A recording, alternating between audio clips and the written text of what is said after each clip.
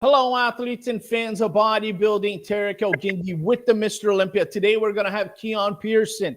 He has won the 212 twice, and he's prone to go back to the Olympia and win again the third time. The speculation is huge if this man will eventually go to the Open. I was just talking to him. He should be joining us shortly. He's having a little bit of technical difficulties, but he's going to be joining us. I want to introduce my co-hosts of Olympia TV. We have here the master of ceremony for the Mr. Olympia. He is Mr. USA 2000, the voice of bodybuilding, Bob Ciccarillo. How are you, Bob? What's up, Tarek? Sugar Sean. What's up, bro? I'm in the house, baby. We have Sean Ray, one of the greatest bodybuilders of all times. He was the runner-up in the 1994 Mr. Olympia. A lot of people think he should have been Mr. Olympia 1994. I hope Dorian Yates doesn't get insulted by my comment or tries to cancel me, Dorian. But Sean is a national champion. He's won the Arnold Classic, and he is one of our co-hosts of Olympia TV. Thank you for joining us, Sean. All right, glad to be here, boys. I also want to thank the sponsors that you guys have the shirt on. We have Mutant, who's a great sponsor of the Mr. Olympia and Celsius. Sean, talk to me about Mutant. Are they going to be at the 2025 Mr. Olympia? 100%. I'm not sure if you got a chance to walk that expo last year. It was nothing short of amazing. The people over at Mutant, Big George, Ian, Brian, Big Jim. Of course, Bob popped in there for a minute. And, of course, we've got Andreas Shaw and Sean the Giant Killer doing some pretty big things. And we had a really good time last year. It was probably the best booth that we had since being at the Olympia. We will definitely be back in October. What is your favorite product from Mutant? I like the way, the mass. Also taking the challenge. You got these guys coming out there trying to hold. They think they can hold that little 5-pounder up there. Their arms start shaking like Bob's little noodles. Boom. Yeah, that's how you get them big. The mass. Bob, you never had big arms. Your arms were H-shaped, so relax. Bob Ciccarillo, Celsius, one of the Olympia sponsors. Are they going to be at the 2025 Mr. Olympia? Listen, if anybody's not going to be there, you're clearly missing out. History in the making. Once again, it's the haves and the have-nots. Of course, Celsius will be there. I will be there in grand fashion, calling out various letters to people and Y-shape, X-frame, V-taper, H-shapes. We got everything. Very nice. Very nice. Okay, guys, he should be coming in shortly. But I want the Pittsburgh Pro list came out, and while we wait for Keon Pearson, I want to talk to you guys. Here's some of the names, right? We have Martin Fitzwater, placed 4th at the Olympia. We have Nick Walker, 2-time New York Pro champion. He's the Arnold Classic champion. We have Vitaly Gudevito, runner-up in Detroit. We have Leandro Perez from Brazil. It's the first time we're going to see this guy. We have the veteran William Bonek. We have who else do we have there? Well, I'm forgetting a big name here. Well, here's the biggest name. Now, again, this is just rumor. I do not have it confirmed, but I'm hearing a whole lot of buzz out there that Derek Lunsford himself is throwing his hat into Pittsburgh, and that's going to ruffle a whole bunch of feathers. I'm hearing Regan Grimes is in there. I'm hearing Crezo is possibly in there. So. We got some names. I haven't heard anything about a Carlos Thomas or anybody else, so there could be various people. And you got Detroit actually happening first, so we're going to get a little bit of a preview with Fuad's show in Detroit at the Detroit Pro. If you're going to do Detroit, you almost have to go in one, at least Pittsburgh. And if you're going to do Pittsburgh, you got to do New York a week later. So if Derek Lunsford is throwing his hat in Pittsburgh and or New York, that's going to rain out a whole bunch of parades going on these shows. Well, Sean, this is news to me. Obviously, we were trying to recruit guys to do New York Pro, Detroit Pro, and Pittsburgh Pro. But if Derek Lunsford shows up at any of these shows, he would be the clear favorite, correct? Yeah, it'd be too late for any of the guys to drop out. Be a great opportunity to try to catch the champ slipping. I was talking on another podcast. Could be another Gunther Schlierkamp moment. where Gunther caught Ronnie Coleman trying to get greedy. Samson, he just got bit by Derek. He thought he was going to walk in that show and walk off with that $500,000 as the reigning Mr. Olympia. Didn't happen. Derek rained on his parade. The same thing can happen to Derek. He's not invincible. And there's built-in excuses. Look, the guy just came off of the Arnold right after the Mr. Olympia, trying to hang on for, another month. A lot of things can go wrong. He opens himself up to be vulnerable, which leaves the door open for other guys to become heroes. And a guy like Nick Walker might be a great time to catch the champ on the ropes. If he punches Derek in the mouth or Fitzwater, Derek's going to be climbing an uphill battle when it comes down to the Olympia. Bob, if Nick Walker beats Derek in Pittsburgh, he not only punches Derek in the mouth, but he also punches you in the mouth. Oh, listen. That ain't the Olympia lineup, though. If Nick Walker beats Derek, and let's just say, I don't know, we always got to give percentages, right? Assuming that they're both 100%, there was no likelihood that obviously he could beat Derek, as Derek is a reigning, not reigning, but former Olympia champ and reigning Arnold Classic champ. But like Don says, anything can happen on game day. But listen, forget about Derek. Derek would obviously be the odds on if he goes in one or both. Fitzwater is the name that everybody's talking about right now. He's put on a little bit of weight. Whether that's good or bad, we'll see. He does not have to reinvent the wheel. 4th place at last year's Olympia. He looked excellent. And a lot of people, including myself, had him beating Nick at last year's New York Pro. So that said, that's 2 names right there that Nick is going to have to overcome. And you can't take out Good Vito, because Good Vito, while he's not put together the best out of those guys, is very similar to Nick in structure and all that. He brings a lot of muscle to the table, and he gets in good condition. So this could spell disaster, though. Hypothetically, Derek goes in, who's in a no-lose, by the way. All he can do is put $100,000 in his pocket and then further it up with a New York Pro ring and to his name a week later. If Derek goes in hypothetically and just wins both, that means Nick doesn't qualify, and that puts Nick in a real interesting, weird spot of what do you do because you're not qualified? Do you hit a 3rd show, a 4th, or a 5th? You get into June, July, and August just to get to the Olympia? Do you pull the plug at that point? And like me and Sean have speculated before, you've already missed 2 Olympias. You can't go for 3. You just can't do it. You have to get on that Olympia stage. But, man, that's a real slippery slope there, Sean. Well, it also tees up Nick to become the hero, because he can be the Gunther Schlierkamp of the modern-day era who takes out Ronnie Coleman. It's not necessarily smooth sailing for Derek just because he's Mr. Olympia and the Arnold Classic champion, because he can easily get overconfident. We saw it happen with Mike Tyson and Buster Douglas. We mentioned that. It's happened. We've seen some guys come out of nowhere and take the champ down. The champ could be comfortable. He's got 500,000 reasons why he could take his foot off the gas right now and breathe a little bit and think that this is just going to be easy money and an easy payday. And that's where you get careless. And that's where somebody that's got purpose, who's on a mission, for stuff, to destruct and destroy. Nick could be the guy, and also Fitzwater. If Derek winds up in 3rd, that opens a whole another conversation for the Mr. Olympia, and it's possible in this day and age. Now, we have a great sequence of events here. We have Detroit coming up. After Detroit, we have Pittsburgh.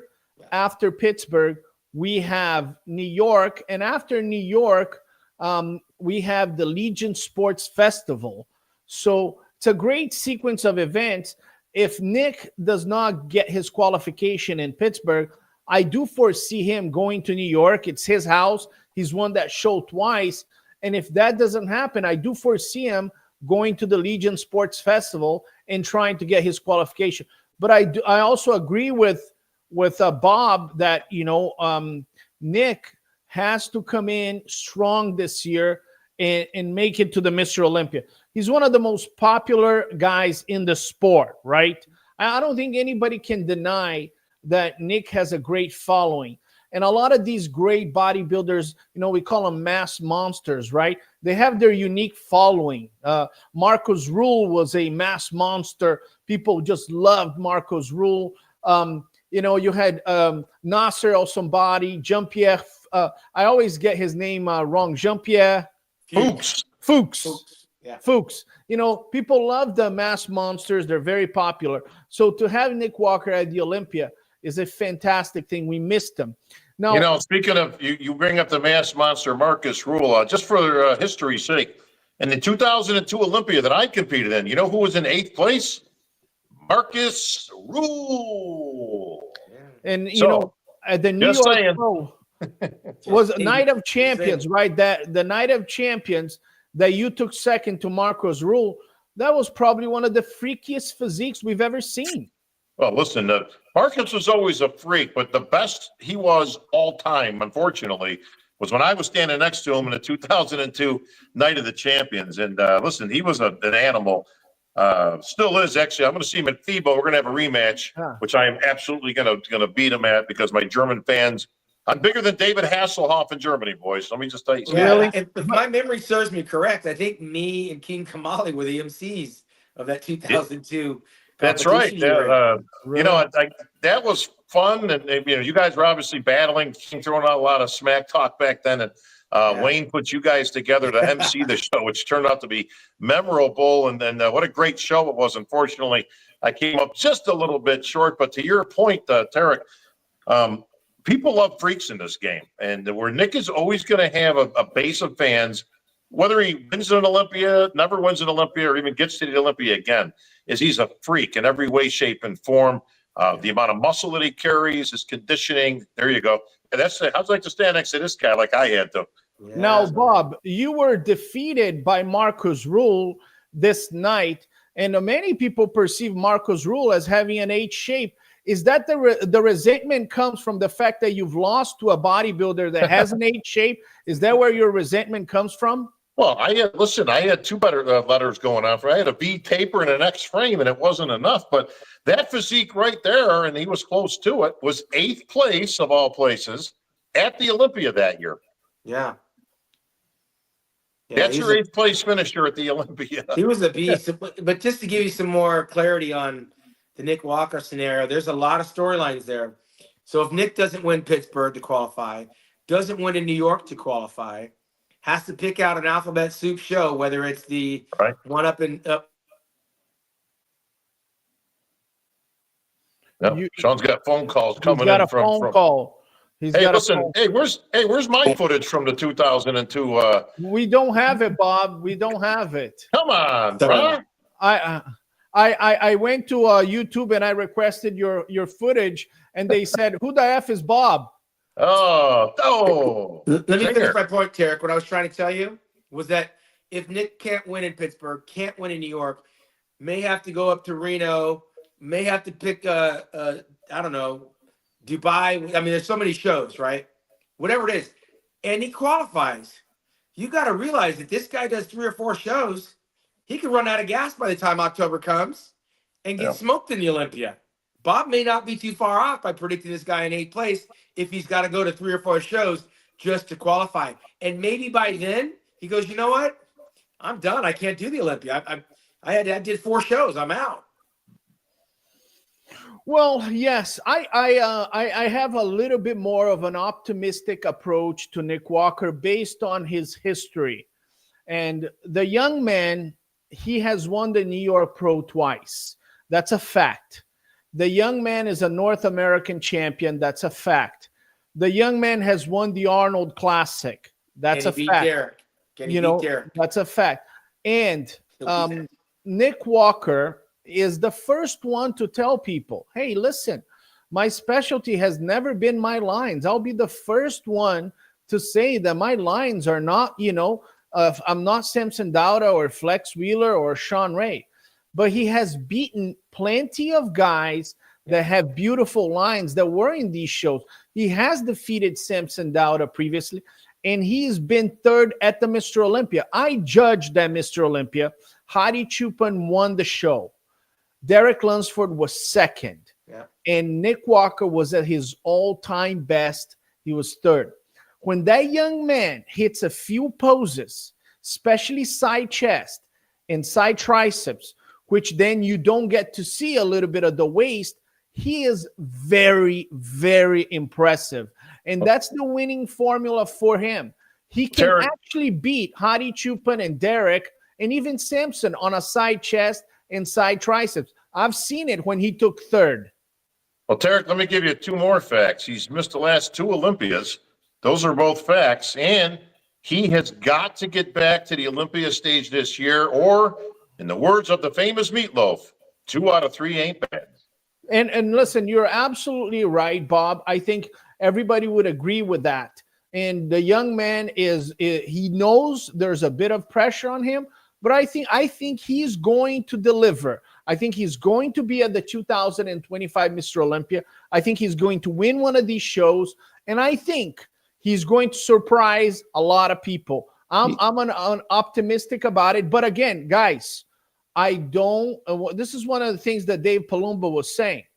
One of the things we got to be very clear here is, Bob Cicherillo, Sean Ray, Dave Palumbo, all these YouTubers and experts and analysts, everybody has the right of their opinion. This is very important. And if you are a competitor, an athlete, you got to be used to being criticized. It's part of the game, right? I mean, we criticize football players. We criticize NBA players. I'm very critical of LeBron James. I think he completely mismanaged the career of his son. He pushed his son to go into the NBA. The son was not ready. And now he's upset with Stephen A. Smith that Stephen A. Smith is criticizing his son. LeBron, your son is not delivering. His numbers are not there. So what you should have done is managed your son's career better, put him in the G League, playing there, getting better. And when he was ready, then he could have played in the pro. So everybody has the right to criticize. Keep LeBron's name out your effing mouth, bro. That's where we're at. I'm going to get smacked by Will Smith, right? Well, anyways, I almost got smacked by a kid, a teenager. So, yeah, you almost got to be careful of the criticism you give, but the athlete's got to be smart enough to take the good with the bad. It comes with the territory. And, I had a chance to talk to Samson Dauda, and Samson said, Tarek, I got better. I used to get so emotional about it. I used to care about all the criticism, and that was not doing me any good. Right now, people can say whatever they want about me. I just know that I have to deliver on stage. People want to say that I'm out of shape.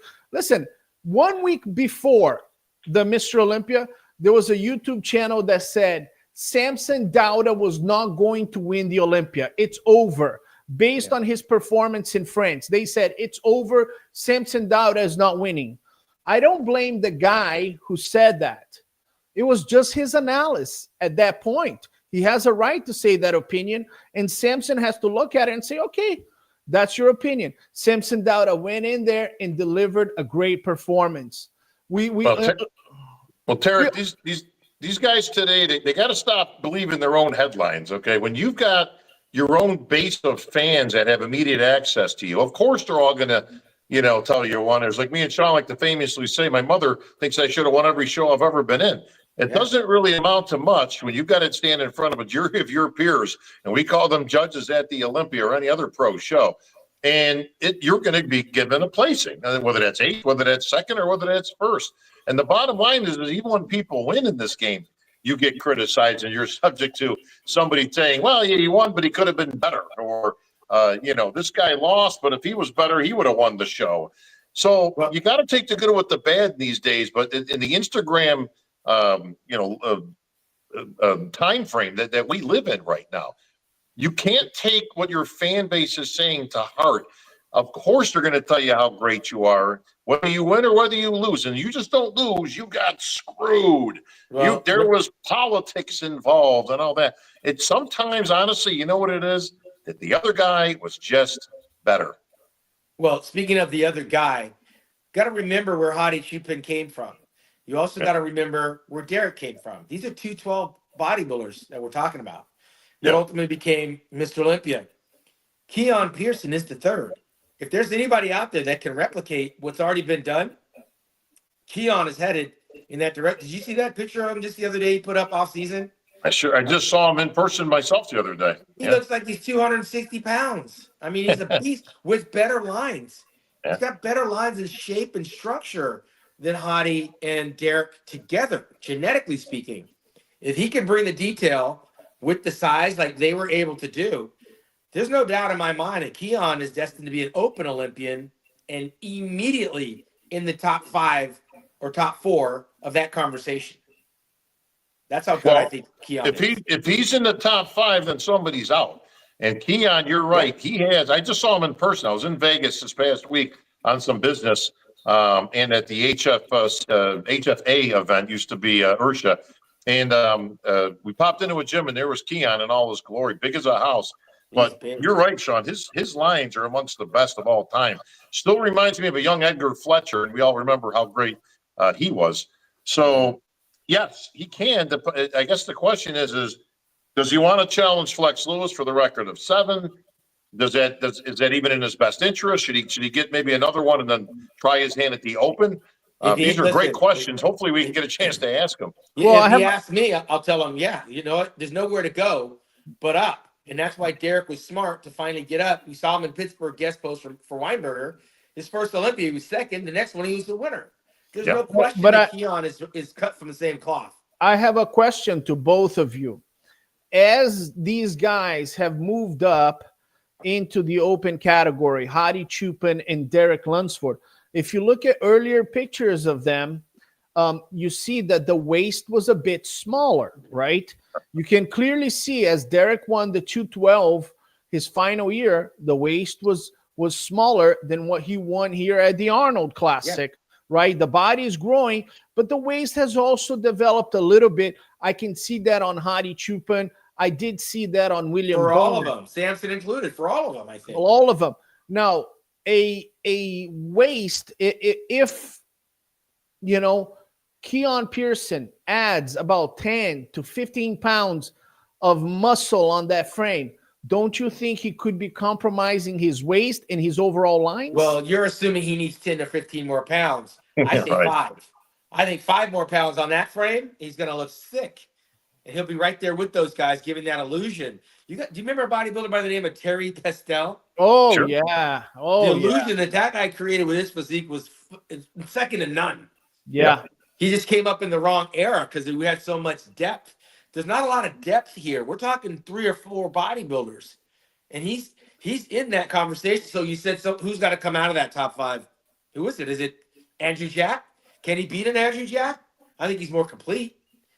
I'd love to see those two stand together. If you're talking about the 5th spot, can he beat Brandon Curry? I mean, Brandon's a little bit older. This guy looks more fresh, more round, more full, more youthful. I think Keon does it one more year and he elevates because the prize money's never going to get to where the Open is. So you take your shot and you make as much, if not more, if you can land in that top 3 or 4 spot and you still have those 212 titles in the bank. I go up next year. Yeah, to answer your question, Tarek, as long as it's proportional, and I agree with Sean, he doesn't need 15 pounds. 15 pounds, you're going to get a look that's probably not the best. And yes, he probably would compromise his waist. But you're looking at the great Terry Pastel here, who wasn't the biggest guy in the world, as I believe he was only about 5'3" or 5'4", but a tremendous physique. And this is kind of in the same realm that we're talking about with Keon Pearson. Keon actually is put together a little better than Terry Pastel for obvious reasons, but Terry Pastel had his hands full, like Sean says. He grew up in an era that you had too many great bodybuilders that he could overcome that size difference. That's the biggest question, guys, is if Keon can get there, Hadi and Derek both have bigger frames than Keon does. Yeah. So the question is, you know, how much can you stand with those guys giving up 40, 50, 60 pounds of muscle and still be competitive? To me, that's hard to do. Now, we've seen it. We've seen it with the Giant Killer lately. He's able to topple some giants. But when you get into that elite level at the Olympia, so hard to overcome 50 or 60 pounds of muscle. It's the difference between a middleweight standing next to a super heavyweight at the Nationals or the USA. Sometimes it's just a little bit too much. Well, I still think that 5 pounds on Keon is going to look like 20 pounds. And he's going to be standing eyeball to eyeball. He's the same height as Hadi and Derek. Yeah. I mean, the odd man out is going to be Samson. And Samson's only going to have to contend with his conditioning. But Keon can show some roundness that, like Terry, he's smaller, he's shorter in stature. but Keon puts some more weight on. He's going to give the illusion of even more size. If you look on Keon's Instagram, the latest picture, and I know he's nowhere close to competing, he reminds me of where Derek was 3 years ago in Pittsburgh guest posing. When I saw Derek guest pose in Pittsburgh, which was in May, I go, you got to go open. Thank God that he did, and boom, he winds up in second place. I got an eye for these things. I've seen this before, and if Keon believes it, he can achieve it next year, not this year. Go get that third title. So here's the question. You got the consummate four right now. Hottie, Samson, Derek, and Martin. Can Keon beat any of those guys? I think Derek could give Martin some fits, and I think he could also give Hottie some. I think he could be right there with Derek and Hottie. I mean, I like Keon that much. Only thing I don't really care for on Keon is the abdominal shot. He's got a great vacuum. Just doesn't have the abdominals that like Hottie Shupan has. But Derek doesn't have great abs either. So it's gonna be some give and take if Keon decides to go up. And if I'm him, I'm thinking this year about moving up next year, because there'll be nothing left to accomplish going back to the 212 Olympia this year and beating the same guys that he beat last year. Because right now, he's a runaway winner in the 212. Write it in. But he's going to get the same prize money. So I don't know that 4 212 titles are going to be as prestigious as getting the third one and then jumping into the open. It worked well for Hottie. It worked well for Derek. Keon's next in line. I would do that in 2026 if I'm Keon. Well, I'm gonna ask you guys a question. If Keon Pearson was heading to the Pittsburgh Pro with Derek, with Nick Walker, with Martin Fitzwater, where would he place, Bob, Sean? Well, here's bottom line is this.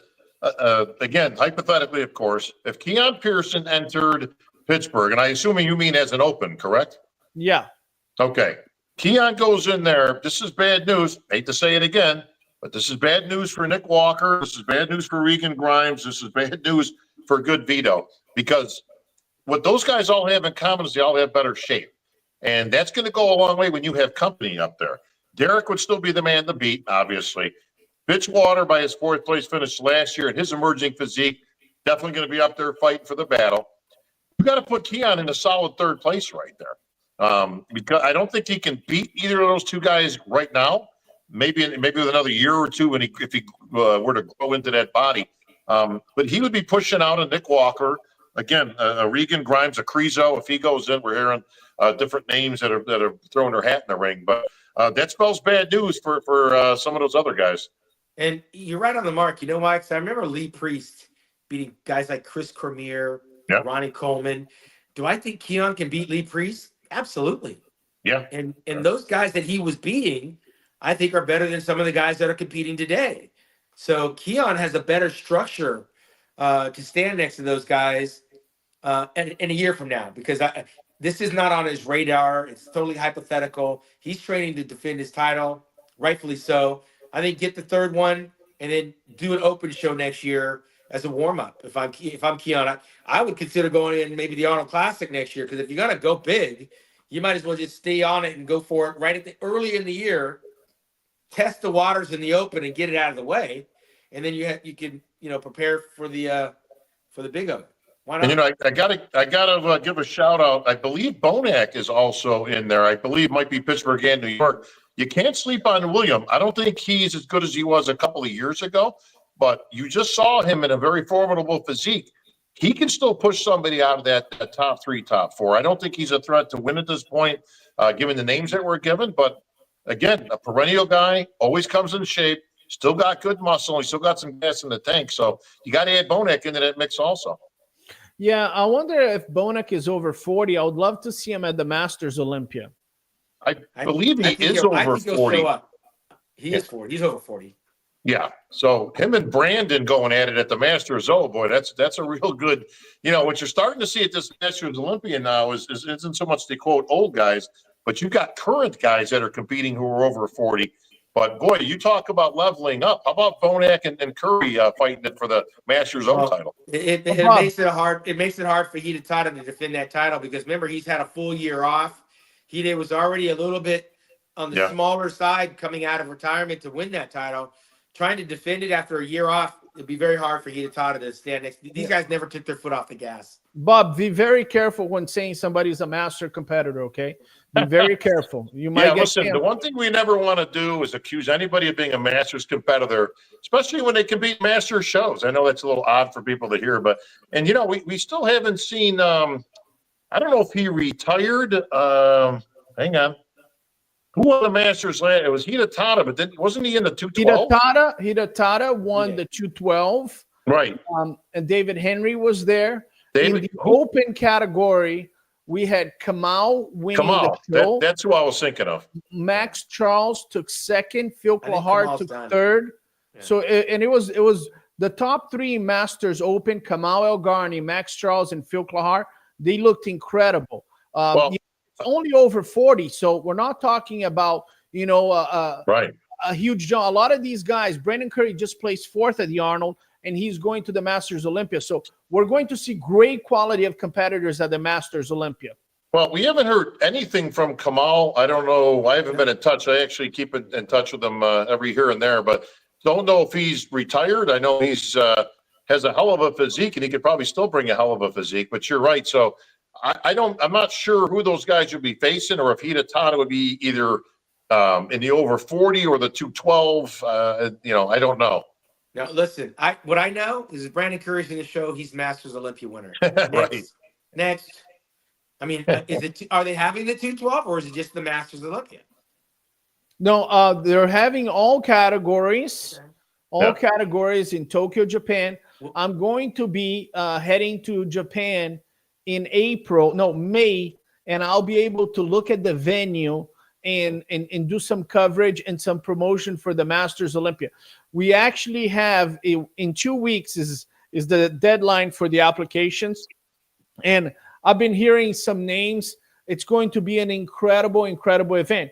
Now, obviously, if Brandon Curry, a former Mr. Olympia, shows up there, it's going to be exciting to see that man there. So, what is the date? What's the date? It's going to be August. 25th? It's going to be the first week of August, if I'm not mistaken. I'll be able to give you this information here. I don't know why I thought it was like August 25th. I thought it got changed actually, so you're probably not wrong. Yeah. Okay. The date for the Masters Olympia, I want to give you guys the exact information here. Is August 9th and 10th. That's the date for the Masters Olympia, August 9th and 10th, and that's in Tokyo, Japan. Now, if you are a competitor, we have the application period started on February 1st, and the end of the application period is right here, March 31st. So if you're a master competitor, you have shows to qualify. So you should be doing shows over 40. If you win a show, you get qualified. And in certain categories, you don't have enough shows, hence the invitation or the application to get an invitation. Also, I want to communicate to you guys the dates for the Mr. Olympia. Some people said, thank God the dates came out. They came out a little while back, but it's 9th of October through the 12th. And again, guys, a lot of people get there a lot earlier, and because they want to experience, the Meet the Olympians and the Olympia Amateur. So it's going to be at Resorts World once again. Beautiful Las Vegas.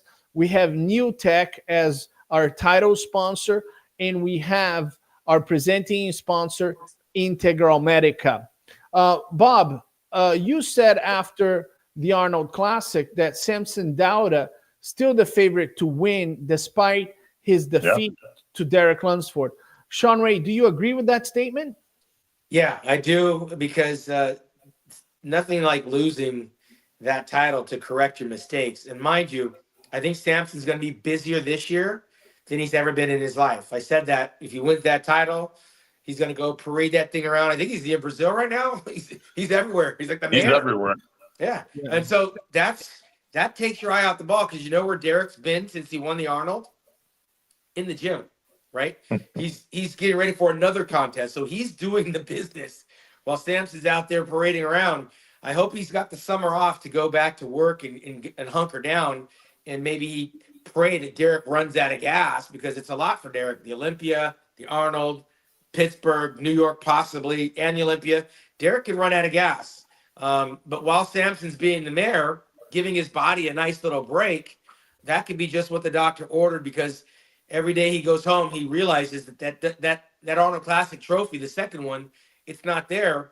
But that Sandow, I know he wants another one of those because he knows what it's like. But the stage is set because you still got the upset coming with Hadi Chupin. He's got to be chomping at the bit, looking for that payday. And I don't know. This Olympia is going to be wide open. I don't have anybody picked as a favorite right now.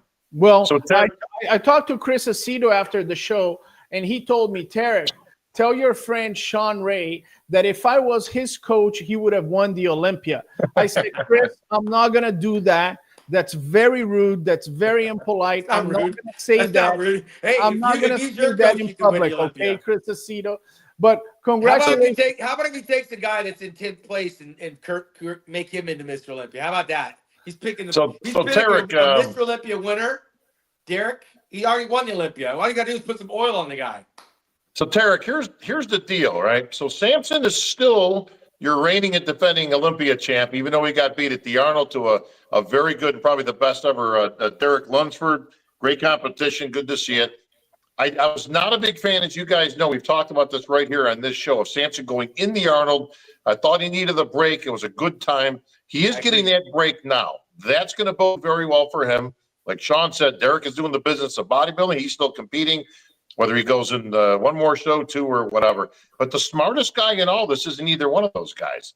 Yeah. The smartest guy right now is in Iran, and his name is Hadi Chupin, because Hadi has had all year off. So while Samson and Derek and all these guys are doing the business and trying to qualify or putting some money in their pocket, he's going to be well rested. He's going to have the whole year. Hopefully, God willing, please don't let politics come into this. And I'm not talking about competing. Right now, there's a whole lot of stuff with the USA and Iran and sanctions. So hopefully that's not a problem. I also got it on good authority that Beirut Tabani out of Iran finally has an opportunity to get here to the States. So God willing, both these guys can get here on the Olympia stage. But make no mistake, it's Samson's show to win or lose. He still has the best body out of all the names we mentioned. It's his show in his hands. Samson comes in 95% or better, he's your two-time Olympia champ. But once again, Bob, I'm going to disagree with you on your argument, because last year Derek Lunsford took the whole year off and he placed third at the Olympia. The guys that competed more than him, Samson Dauda and Hadi Chupin, they placed ahead of him.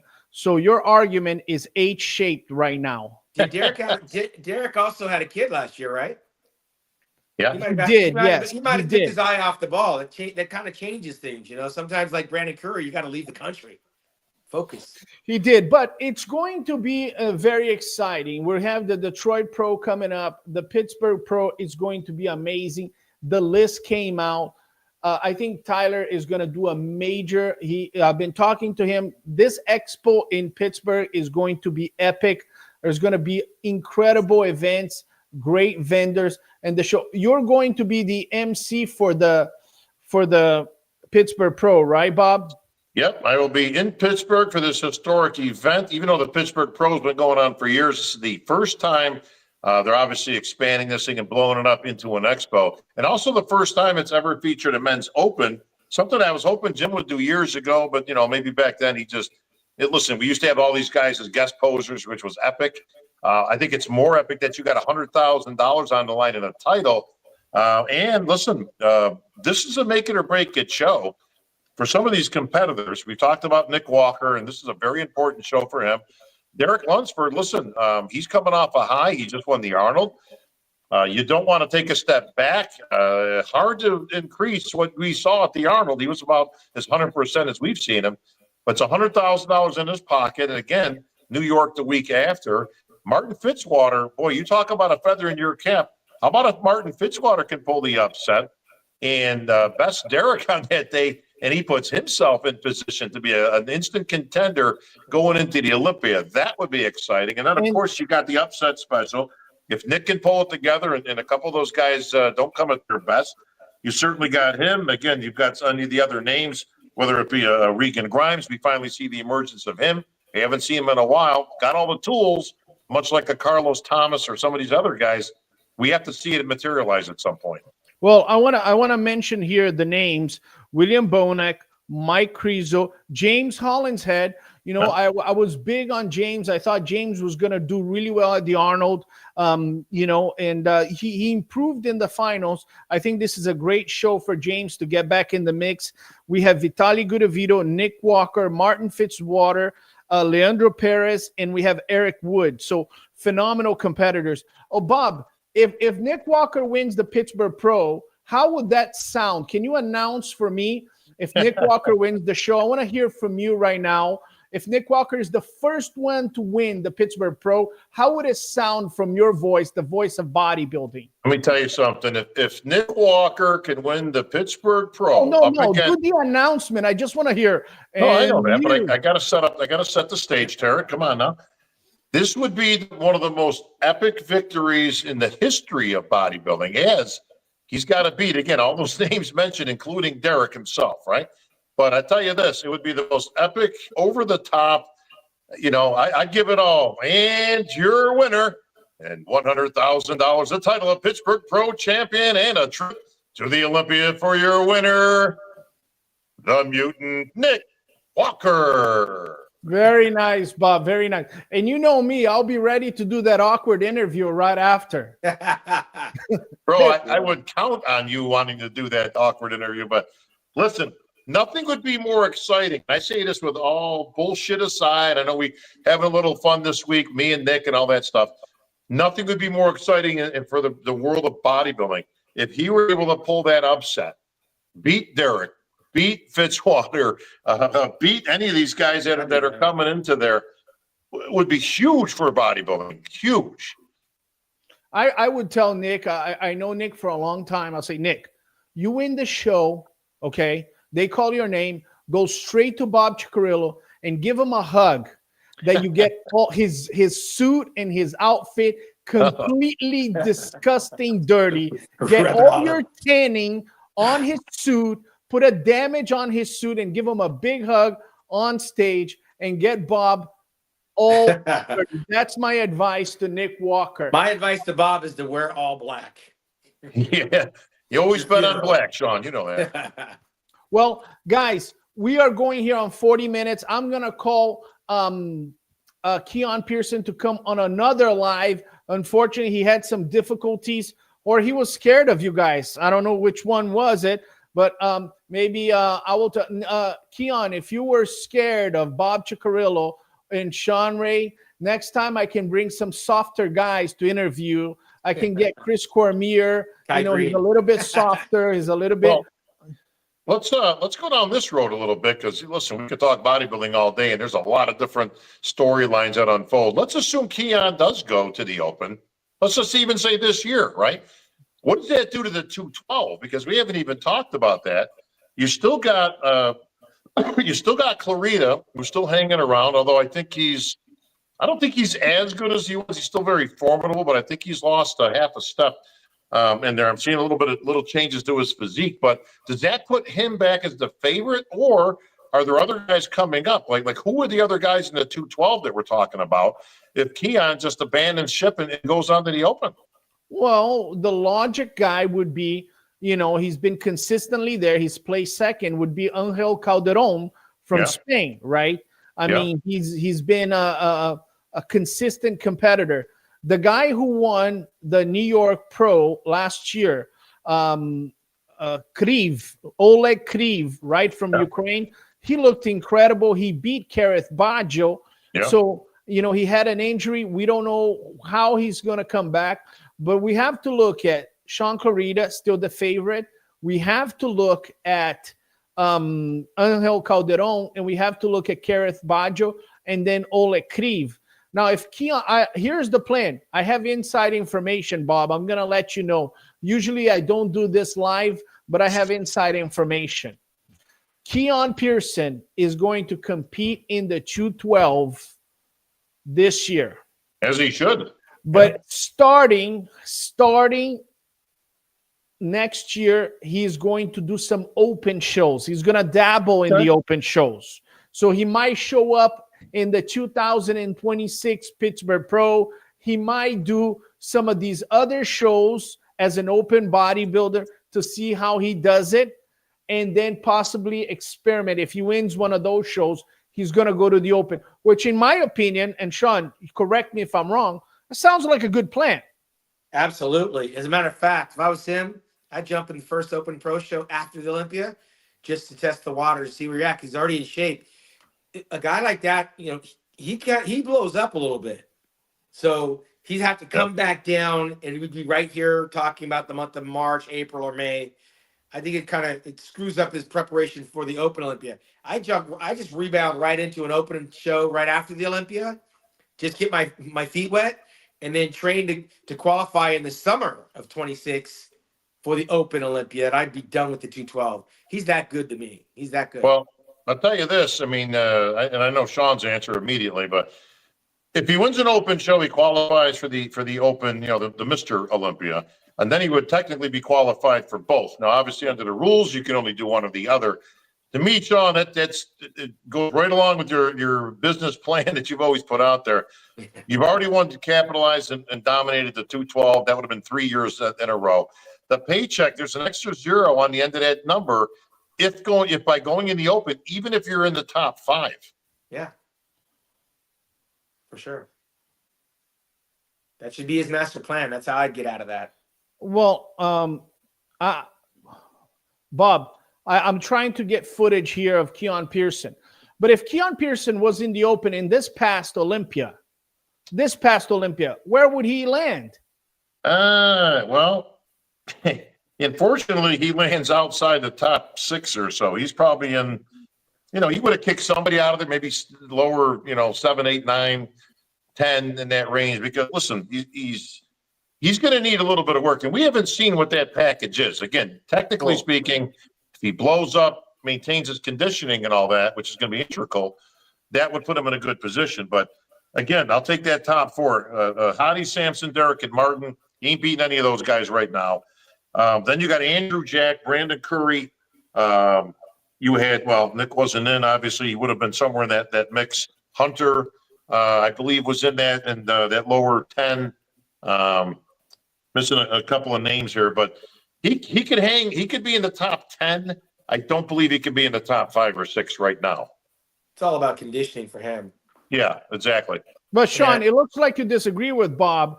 Do you think he cracks the top 4? He beats Martin, or you think he would be? I think he's in the top 5. I think he's on that bubble on the top 5, no doubt. Especially if he's a little bit bigger and he's harder. He's got to. I don't know what his off-season weight is, but he's got to come down to 212. Sean Clarita has never been close to 212. You know what I mean? No. And Sean could be like 177, right?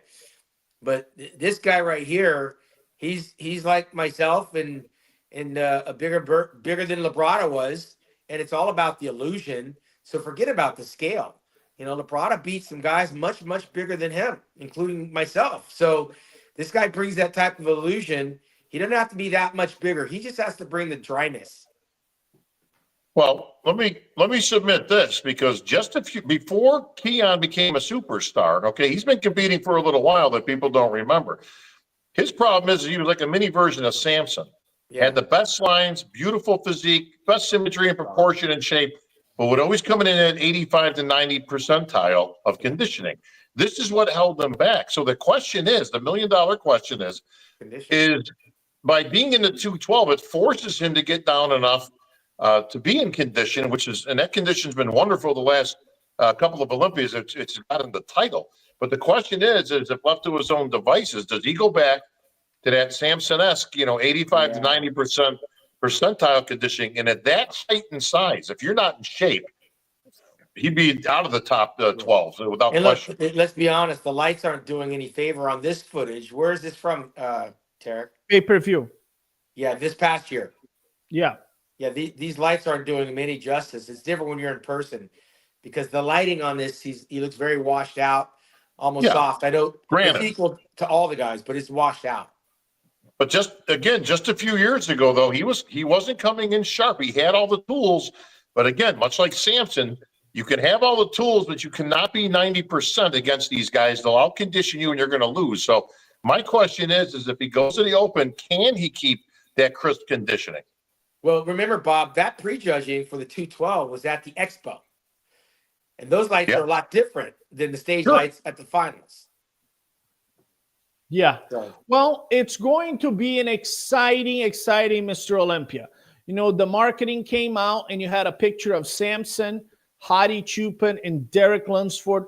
And the question was, who will be king? And I speculate whoever wins this second one kind of solidifies, you know, to possibly win another title, maybe a small little 3 Olympia dynasty.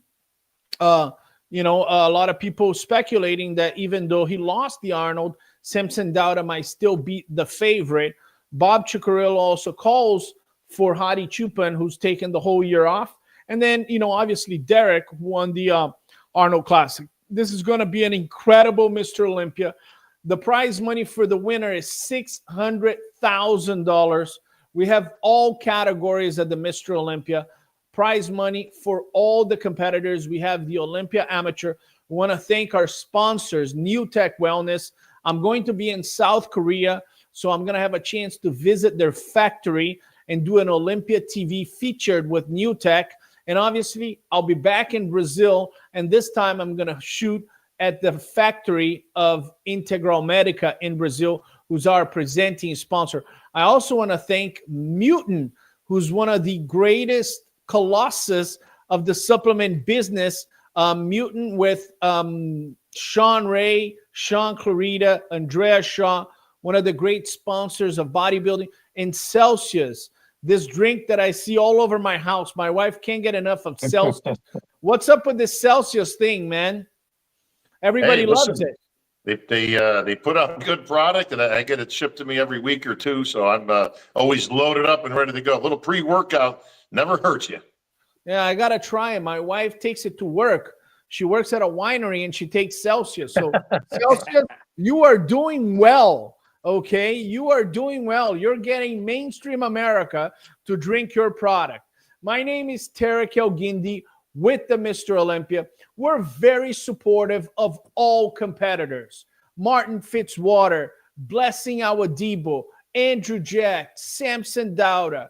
But at the same time, guys like Bob Cicherillo and Sean Ray, they get paid to be honest about their opinion and criticize and sometimes praise competitors. It's part of the game.